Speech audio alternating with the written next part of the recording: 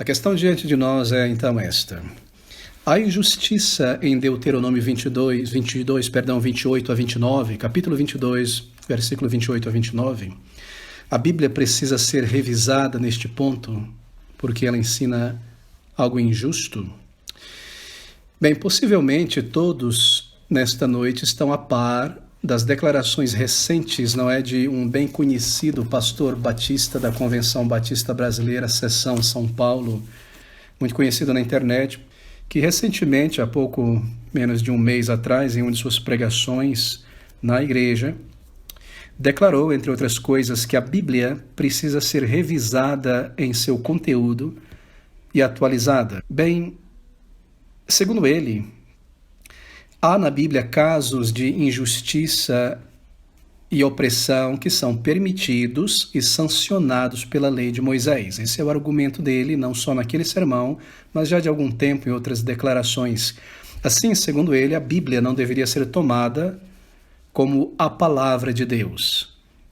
E na sua declaração, na sua pregação, ali na sua palestra, melhor dizendo, um desses casos, um desses textos que mostra injustiça na Bíblia, um texto preso a um período passado que reflete uma ética de seu tempo, um texto morto que reflete um velho mundo, está Deuteronômio capítulo 22, versículo de 28 a 29.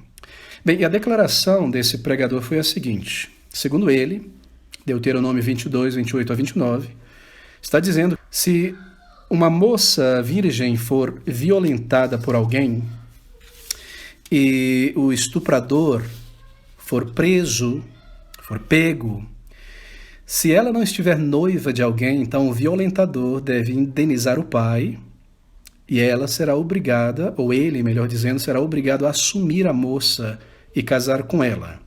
E ele diz então, nesses termos, que injustiça não é isso aí, a moça violentada, ela é tratada como uma propriedade, então ela é obrigada a casar com seu estuprador, com seu violentador. E assim ele afirma que, porque isso está ali, nós devemos atualizar a Bíblia. De outra maneira, a Bíblia não vai poder ser um texto vivo para nós, um texto útil para nós.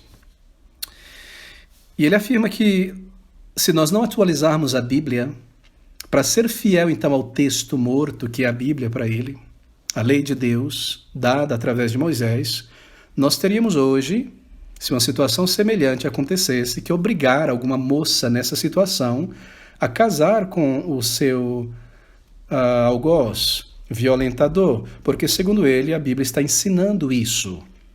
Bem, eu estou falando aqui em linhas gerais, penso que todos acompanharam o caso. Agora a pergunta é isso mesmo que Deuteronômio 22, versículo 28 a 29 está descrevendo? E a resposta é não. Esse texto não está relatando isso.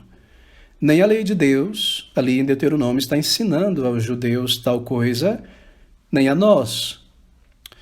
Bem, o que está então registrado nesse texto de Deuteronômio 22, em particular esses dois versículos? E eu gostaria de chamar a sua atenção então para esse texto, nós iremos ler agora.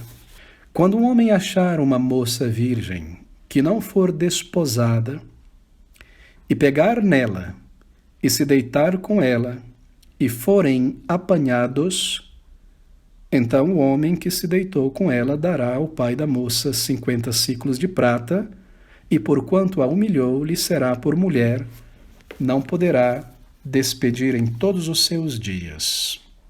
Eu paro por aqui, versículo de número 29. Bem, a declaração então do pregador, como eu mencionei, foi que há injustiça aqui, que uma moça virgem sendo violentada por alguém, o violentador é pego, e porque ela não está noiva de ninguém, então ele deve indenizar o pai e a moça deve ser obrigada, violentada, a casar-se com ele. Que injustiça, violência, ser obrigada a casar com o próprio violentador e ser tratada aqui como mercadoria. E assim é afirmado que a Bíblia precisa ser atualizada nesse texto e em outros textos, porque há injustiça aqui e esse tipo de coisa não se aplicaria aos nossos dias. Agora, meus irmãos, nós estamos aqui, lembrem-se, Lembre-se disso no livro de Deuteronômio. O livro de Deuteronômio é uma repetição da lei registrada no livro de Êxodos, no livro de Levíticos, não é? Você se recorda, Israel deixara o Egito, Deus livrara seu povo do Egito, e aquela nação ali possuía uma religião, crença em Jeová, mas uma cultura totalmente egípcia, politeística, cheia de coisas mundanas e terrenas. Ao longo daquela jornada de libertação através do deserto para chegar em Israel, Deus irá construir uma identidade e uma cultura nacional naquele povo.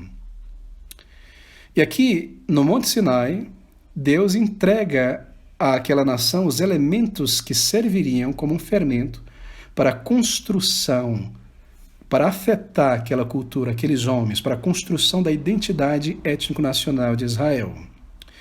E o cumprimento daquela lei que Deus daria a Israel seria o condicional para a bênção daquela nação quando chegasse em Canaã, na Terra Prometida. Você percebe a figura aqui? Está Deus em Êxodo, no Monte Sinai, entregando essa lei para Israel. O mesmo acontece em Levítico. E em Deuteronômio, essa lei ela é aplicada em prescrições, em estatutos. É repetida aqui a lei em casos particulares. Bem, Deus dá a eles as suas leis. E a primeira lei, ou a maior lei, assim por dizer, se eu posso colocar nesses termos, é a lei moral. Deus dá os 10 mandamentos no Sinai. E você se recorda, ou deve se lembrar, nós já estudamos sobre isso, que a lei de Deus ela se desdobra em seus aspectos morais, cerimoniais e civis. O livro de Levítico registra os aspectos cerimoniais da lei de Deus. E aqui em Deuteronômio nós temos as aplicações civis. Deuteronômio registra isso. Assim, é importante manter em mente que há uma partição didática no código mosaico. Há aqui, se eu posso colocar nesses termos didáticos, uma partição no código mosaico. A lei de Deus ela é percebida em sua lei moral, nos 10 mandamentos. Nós temos a lei que se aplica às cerimônias, o culto a Deus, a lei cerimonial. E nós temos então a lei civil, como Israel, ao chegar em Canaã, deveria se organizar em suas cidades, estabelecerem seus tribunais, julgarem o crime, aplicarem a justiça, lidarem com outras nações, etc, etc, etc. A lei moral de Deus se desdobra em seus aspectos civis e em seus aspectos de culto, aspectos cerimoniais, certo? Agora, nós estamos considerando aqui, eu espero que você siga a narrativa, nós estamos considerando aqui Deuteronômio 22. E Deuteronômio 22, meus irmãos, sem muito esforço, você pode perceber que esse capítulo ele reproduz normas de direito que são endereçadas a Israel como nação. Aqui é a lei civil, é a lei de Deus aplicada a Israel como uma nação, Estado-nação, que entrará em Canaã e se organizará em cidades, etc. O que nós temos em Deuteronômio 22, que é uma repetição da lei dada em Êxodo e Levítico, são os estatutos e os juízos de Deus a serem aplicados em situações várias. Deus, por exemplo, dá o mandamento não adulterarás. Agora, nós sabemos que isso pode acontecer em muitas circunstâncias, não é? Quando o adultério pode ser culpa de ambos, de um só, pode não ser, pode ser confundido com adultério. Então, aquele mandamento da lei moral é agora aqui desdobrado em seus estatutos, em suas aplicações, várias aplicações. A lei, então, em Deuteronômio, é aplicada a seus casos particulares. Mas esses casos particulares da aplicação da lei se inicia bem antes do capítulo de número 22. Se você observar comigo no capítulo de número 12, rapidamente, nós temos aqui o início de uma série de aplicações da lei de Deus para casos particulares. Versículo 1 do capítulo 12. Estes são os estatutos e os juízos que tereis cuidados em cumprir na terra que vos deu o Senhor Deus de vossos pais, para possuir todos os dias que viverdes sobre a terra. Você percebeu? A lei de Deus está sendo agora desdobrada e aplicada em casos particulares, específicos, em forma de estatutos, preceitos. Estes são os estatutos e juízos que tereis cuidado em cumprir na terra. E aqui nós temos uma lista que começa, uma grande lista de pormenores, lidando com muitas e muitas coisas, não é? O castigo de falsos profetas, a maneira de lidar com os sacerdotes, capítulo 12, animais limpos, animais imundos, animais que vocês podem comer e não comer, a questão dos dízimos, o ano da remissão, quando o servo deveria ser redimido, a dívida deveria ser redimida, o empréstimo. Nós temos no capítulo 16 as festas que deveriam ser mantidas, como os deveres dos juízes. Veja, a partir do versículo 18 do capítulo 16, como eles deveriam organizar os tribunais naquela terra, a maneira de julgar. O castigo da idolatria, no capítulo 16 ainda. No capítulo 18 nós temos aqui a questão dos sacerdotes. Os deveres de um rei, você vai ter um monarca naquela terra posteriormente, como ele deve governar? Quais são os seus deveres? Aqui está a lei moral de Deus desdobrada em seus princípios cíveis, estatutos, preceitos, os direitos dos sacerdotes, capítulo 19, cidade de refúgio, lidando com um criminoso que não matou por culpa, não é? Crime culposo e não doloso, ele deveria fugir para aquelas cidades. Testemunhas, a partir do versículo 14 do capítulo 19, leis de guerra, como guerrear contra as nações invasoras, capítulo de número 21, homicídio, tantas e tantas coisas, até nós chegarmos então ao capítulo de número 22. E o que é que nós temos no capítulo 22? Eu estou apresentando aqui o contexto para responder a pergunta, certo? A injustiça em Deuteronômio 22, 28 a 29. Nós chegamos ao capítulo 22, e o que nós encontramos no capítulo 22, versículo 28 e 29, é mais um caso da aplicação da lei moral de Deus para que Israel soubesse como lidar com essas coisas. No capítulo 22, então, o que está acontecendo aqui? Qual é o caso apresentado aqui? O que foi afirmado, e tem sido afirmado pelos céticos, é que, em particular, versículos 28 a 29, é um caso de estupro. Agora, o capítulo 22, versículo 28 e 29, não apresenta um caso de estupro se você ler com calma. O que ele apresenta é um caso de fornicação consentida por ambos, homem e mulher. Uma leitura breve, mas cuidadosa, devagar, logo você percebe isso. Se você começa a ler a partir do versículo de número 13, até o versículo de número 29, logo você percebe. O que está acontecendo aqui é que entre os versículos 13 a 29 do capítulo 22, marque isso, há 5 casos teóricos em que normas de juízo são dadas. E o capítulo 22 está tratando de casos de abuso, casos de sexo, de fornicação, de adultério. Esse é o contexto. E nós temos aqui do versículo 13 ao versículo de número 29, 5 casos teóricos. Lembre-se, o que está acontecendo no versículo 28 e 29 não aconteceu. Eles estão peregrinando, isso irá acontecer, por isso é um caso teórico colocado aqui como exemplo que quando acontecesse, para que quando acontecesse, chegando em Canaã, eles soubessem de antemão o que fazer, como agir, ok? Aqui estão 5 casos em que normas de juízo são dadas.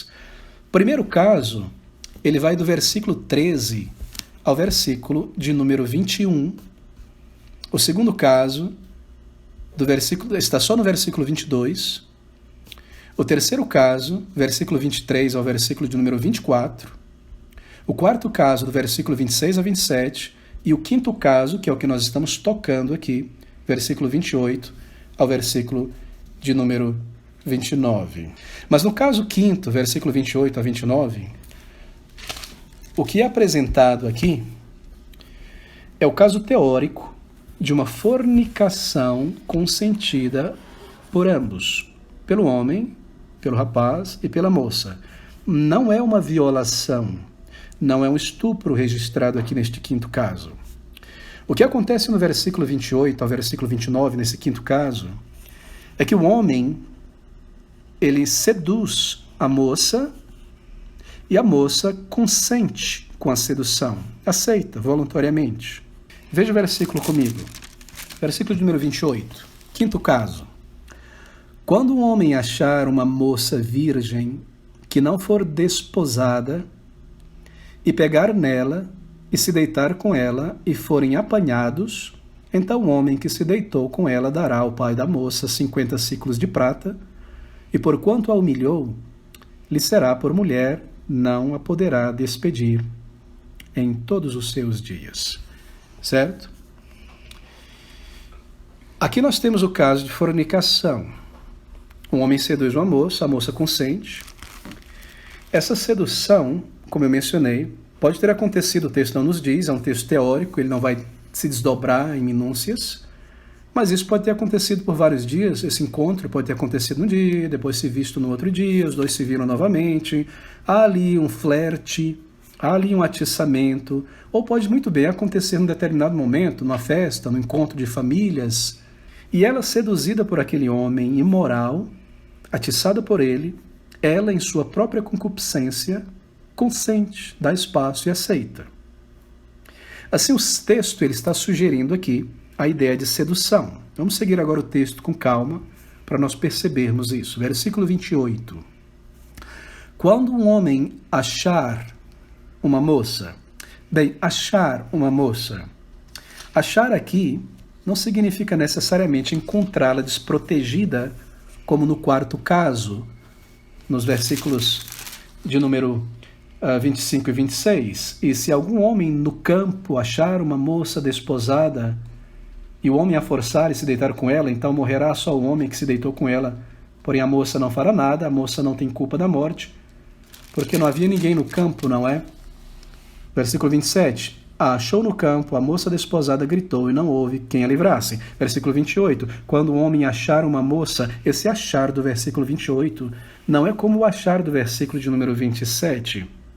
Achar aqui não significa encontrá-la desprotegida, como no quarto caso. Mas encontrar, essa é a ideia. Quando o homem encontrar uma mulher, numa ocasião qualquer, seja no campo, seja na cidade, numa festa. No versículo de número 23, nós temos a mesma ideia. Observe. Quando houver moça virgem desposada e um homem a achar na cidade, bom, ela também foi achada na cidade, não é? Mas ela não está desprotegida, há muita gente na cidade, não é o caso do campo, não é?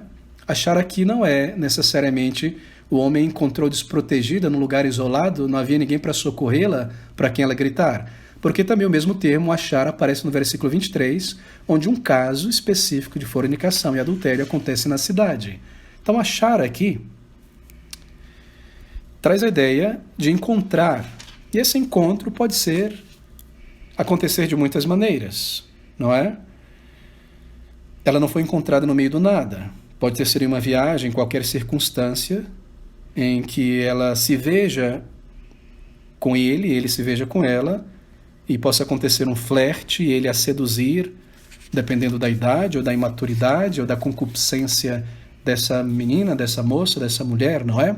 Então, primeiro, versículo 28. Quando um homem achar uma moça, esse achar aqui não é o caso do versículo 27, mais uma vez, desprotegida, no campo, isolada, porque a ideia é que não é estupro, como acontece no caso anterior, que é o caso número 4, que vai do versículo 25 ao versículo 27. Seguindo na leitura, quando um homem achar uma moça virgem, que não for desposada,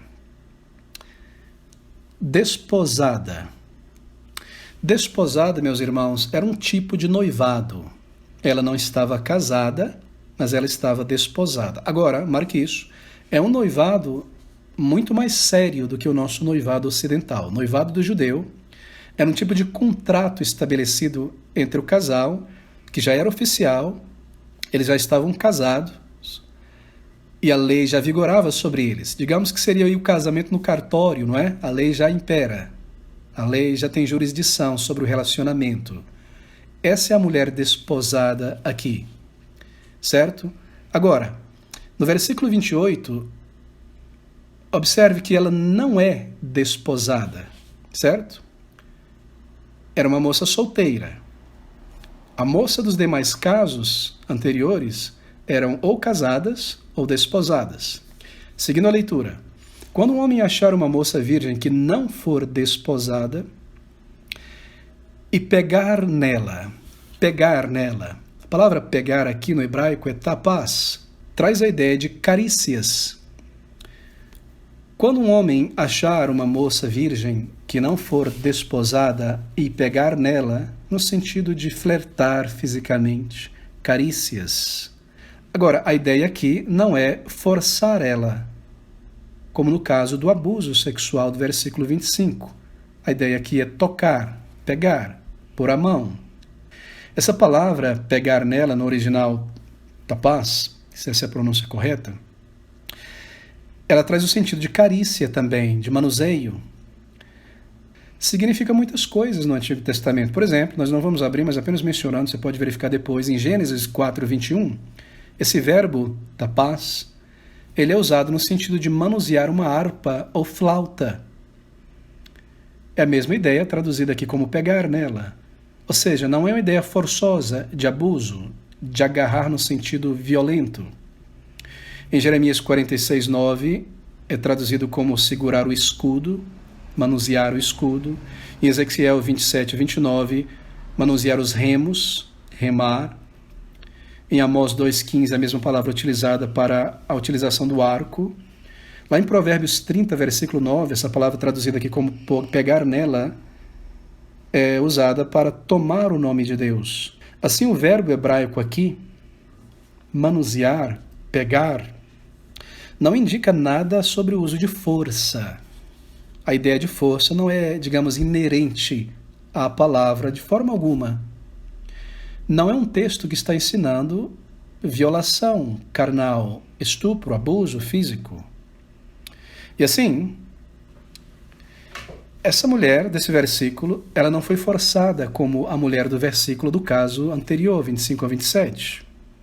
Ela é aliciada, atiçada, flertada, tentada por palavras, por atos físicos. Ela se engraceja com ele, permite. Nós não sabemos qual é a situação na cidade, no campo, na viagem, o que quer que seja.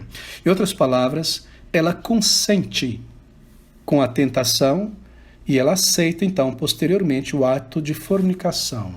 Assim, não é um ato forçado o que nós temos aqui neste versículo 28 a 29. Ambos consentem, o ato carnal é realizado, e então eles são pegos no ato carnal que consentiram em realizar. Volte comigo então ao versículo 28.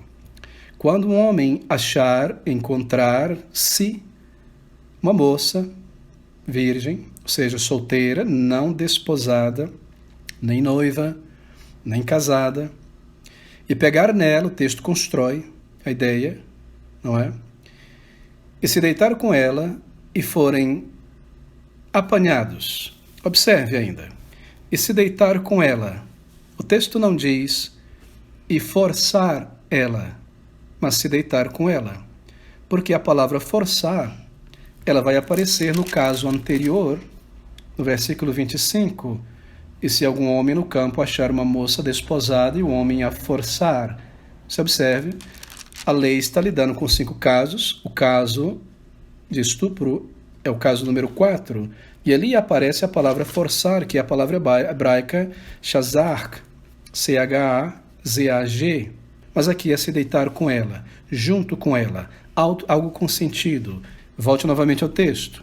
Quando um homem achar uma moça virgem que não for desposada, pegar nela e se deitar com ela, e forem apanhados. Apanhados, e não ele for apanhado abusando dela, mas forem apanhados, isto é, ele apanhado cometendo um abuso, não, uma violação não, mas apanhado ambos, porque houve culpa em ambos, uma fornicação consentida por ambos. Ou seja, meus queridos irmãos, amigos, aqui o ato é fornicação e não estupro. Lembre-se, Israel está recebendo a lei de Deus, Deuteronômio está repetindo e apresentando casos de aplicação da lei, chamado aqui de estatutos, preceitos. Casos práticos são apresentados ao longo de todo o livro de Deuteronômio. E aqui no capítulo 22 está tratando de questões sexuais. Nos capítulos anteriores sobre o rei, os tribunais, cidades de refúgio, tantas e tantas outras coisas.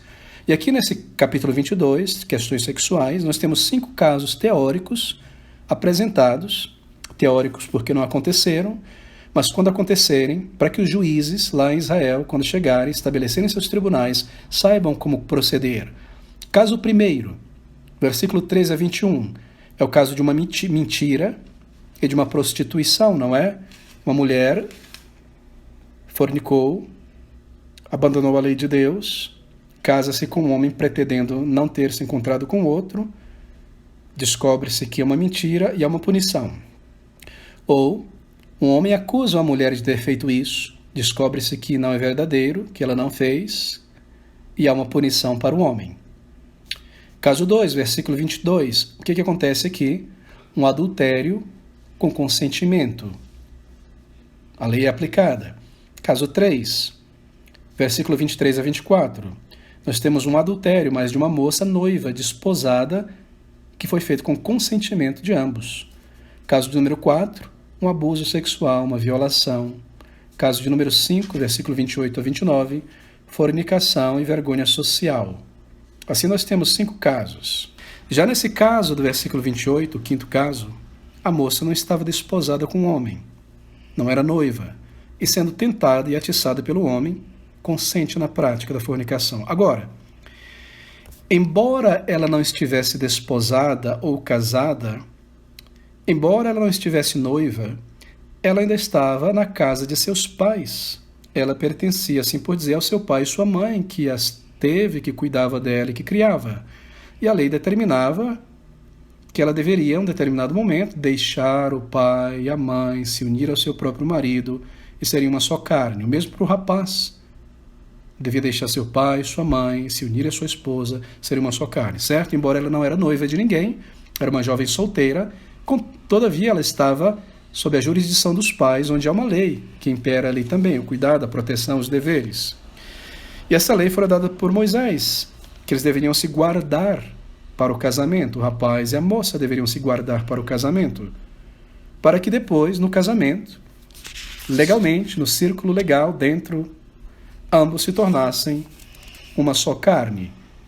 E assim, meus irmãos, um dia essa moça solteira do versículo 28, ela se casaria.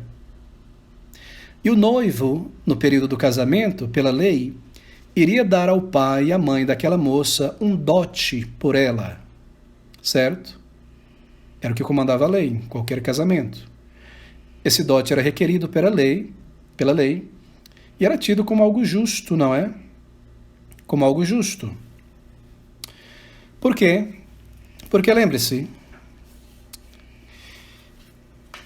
eles viviam em uma sociedade agrária, uma sociedade agricultural. O trabalho era braçal, por isso grandes famílias, né, para proteção do lar, cuidado dos animais, plantar, colher. A moça era uma mão de obra valiosa naquela família, ela adicionava para aquela família. E se fosse o caso de que haviam poucos filhos, ou todas fossem moças, não houvessem homens ali também para ajudar o trabalho? A moça saindo do lar para se casar seria uma perda também para os pais, ok? O rapaz iria levá-la e ela ia desfalcar a família agricultural. Assim, era justo que uma recompensa fosse dada ao pai e à mãe da moça como uma perda, não é? Para que aliviasse a grande perda, eles tivessem algum recurso para seguir em frente, já que não teriam uma mão de obra por algum tempo, e pudessem contratar alguém para ajudar na colheita, ou equipamentos, etc, etc. Lembre-se, esse dote, ele não era pago aos pais somente em dinheiro. Esse dote poderia ser pago pelo noivo aos pais da moça em forma de trabalho também. Ajudar a terminar a colheita, ajudar a construir algo. Nós temos o caso de Jacó, não é? Que pagou a Labão por Raquel 7 anos de dote. E esse rapaz, que deixou seu pai e sua mãe, ele também iniciaria seu próprio núcleo familiar. E ele começaria esse núcleo familiar com a vantagem de ter aí, não é, 2 braços a mais para trabalhar, cuidar da fazenda, dos animais, plantar. Assim o dote ele era pago aos pais da moça, porque a lei, ela busca justiça aqui, equidade, e não injustiça, falta de equidade em uma sociedade agrária. Bem, esse é o caso do dote, então. Agora, aquela moça solteira, como ela fornicou e perdeu sua virgindade, possivelmente em Israel ela nunca casaria, nunca mais casaria. O que seria ambos uma vergonha para a família, não é? Uma vergonha para ela que não se guardou, uma vergonha para a sociedade de Israel, que se comportava agora como os gentios fornicadores, e o pai perderia o dote, seria lesado, porque ninguém casaria com a moça. Isto é, o pai foi lesado do seu direito, assim por dizer. O homem teve a moça carnalmente, mas não se casou com ela. O rapaz não honrou a instituição criada por Deus, que é o casamento, deixará o homem, seu pai e sua mãe, se unirá à sua esposa e será uma só carne. Ele desprezou a lei de Deus. Se uniu com uma mulher e ela se uniu com um homem, sem deixar pai e mãe. Ela não pagou o pai o dote e ele iria embora tranquilo, não é? Tendo lesado o pai da moça, envergonhado a família, iria embora tranquilo, tendo desprezado a lei de Deus, envergonhado os pais, envergonhado a sociedade. É por isso que a lei cai em cima deste caso para julgá-lo, para que não seja uma injustiça, uma mancha em Israel, e determina a punição. E qual é a punição? A punição que o homem que se deitou com ela, se for descoberto, deve pagar, e a punição que ela também deve pagar. Versículo de número 29. Versículo 28 termina dizendo: e forem apanhados. Então o homem que se deitou com ela dará ao pai da moça 50 siclos de prata, e porquanto a humilhou, e lhe será por mulher, não a poderá despedir em todos os seus dias. 50 siclos de prata como um tipo de dote. E ambos, o homem e a mulher, o rapaz e a moça, para não trazer vergonha sobre as famílias e a sociedade, eles devem se casar agora. É isso que diz o versículo. Ele se uniu a uma carne antes de deixar seu pai, sua mãe, e ela se uniu a uma outra carne antes de deixar pai e mãe se casarem. Agora eles terão que permanecer como uma só carne. É por isso que nós lemos: lhe será por mulher, não poderá despedir em todos os seus dias. É como se dizia antigamente, aqui no Brasil. Você se recorda? Foi bulir com filha alheia, agora tem que casar. É mais ou menos essa a ideia aqui.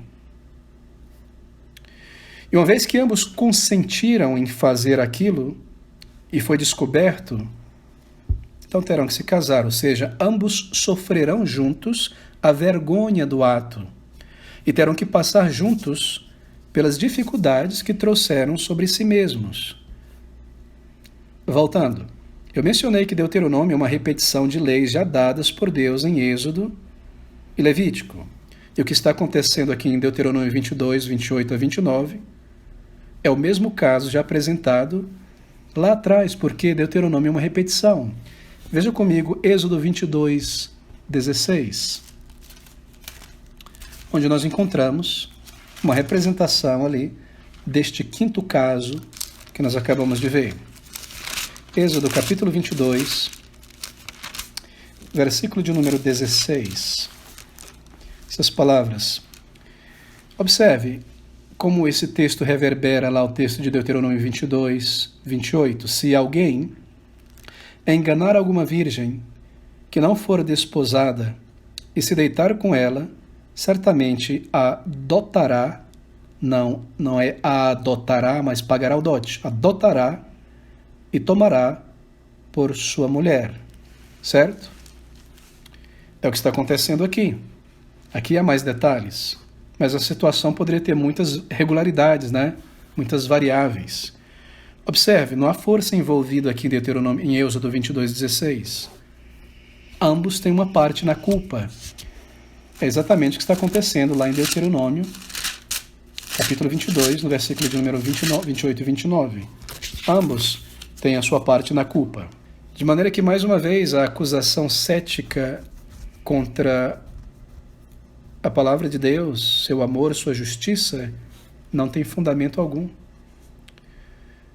Não há injustiça na lei de Deus, meus irmãos. Esse não é um caso de estupro, de violação, é um caso de fornicação consentida, onde a lei é aplicada. Não há injustiça na lei de Deus. Lembre-se, Deuteronômio 22 não é lei de Moisés, é lei de Deus. comunicada a Israel através de Moisés, Deus não é injusto, porque Deus não é um legislador humano para fazer injustiça, como nós vemos em nossos dias. Em Romanos 9,14, o apóstolo Paulo, ele redargue e ele pergunta: acaso há injustiça da parte de Deus? E a resposta é: de maneira nenhuma. E como Paulo em Romanos 3,4, nós também dizemos: sempre seja Deus verdadeiro e todo homem mentiroso. Em particular, aqueles homens que torcem a palavra de Deus para passarem suas agendas de intenções ímpias, para que o texto se adeque ao seu propósito de vilipendiar, de surrar, de esvaziar a palavra de Deus. Assim, eles torcem a palavra de Deus. Mas, como diz o apóstolo Pedro, eles torcem as Escrituras para a sua própria condenação. E eu devo adicionar: para a sua própria condenação e perdição, e também perdição daqueles que o seguem, que o abraçam e abraçam esses ensinos. Por quê? Porque não suportam a sã doutrina, mas tendo coceira nos seus ouvidos, amontoam para si doutores conforme as suas próprias concupiscências, para que justifiquem sua vida de pecado e possam imaginar que podem ter Deus e o céu, este mundo e o pecado. Esta ideia de que você pode vir como está e permanecer como está.